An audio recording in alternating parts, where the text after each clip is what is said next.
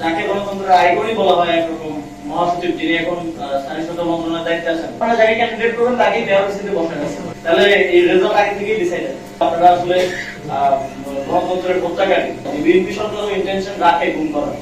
এই সরকার গঠন হওয়ার পরে বিগত সরকারের একটা বিশেষ সিচুয়েশনে করা যে অধ্যাদেশ, স্থানীয় সরকার অধ্যাদেশের যে পরিবর্তনটা করা হয়েছিল, আপনারা জানেন আওয়ামী লীগের প্রতিনিধিরা ছিলেন বিভিন্ন জায়গায় এবং তারা পালিয়ে গিয়েছিলেন, ফলে স্থানীয় সরকার প্রতিষ্ঠানগুলো খালি হয়ে গেছিল। ফলে তাদেরকে অপসারণ করার জন্য তখন সরকারকে এই ক্ষমতাটা দেওয়া হয় যে সরকার চাইলে যে কাউকে প্রশাসক হিসেবে অপসারণ করতে পারবে, আবার যে কাউকে প্রশাসক হিসেবে বসাতে পারবে। কিন্তু সেই প্র্যাকটিসটা কিন্তু অন্তর্বর্তীকালীন সরকার সেই অর্থে করে নাই।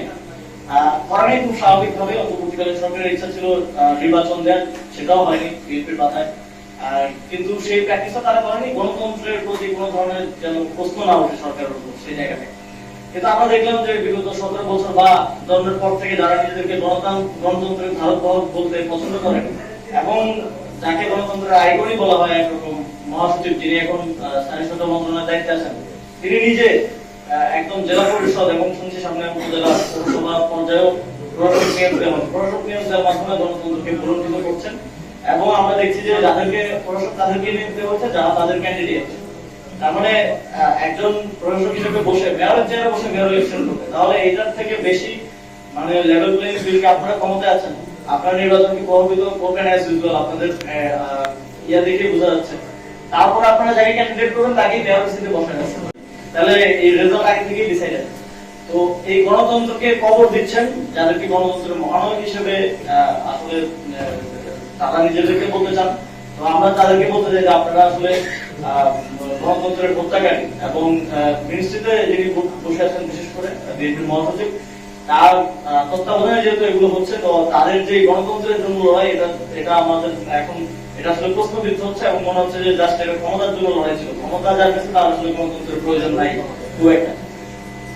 আমরা দেখেছি যে রিসেন্ট একটা ডেভেলপমেন্ট, যে গুম সংক্রান্ত যে অধ্যাদেশ অন্তর্বর্তীকালীন সরকারের সময় করা হয়েছিল সেটা বাতিল করার সুপারিশ করেছে সংসদীয় যে কমিটি আছে তারা।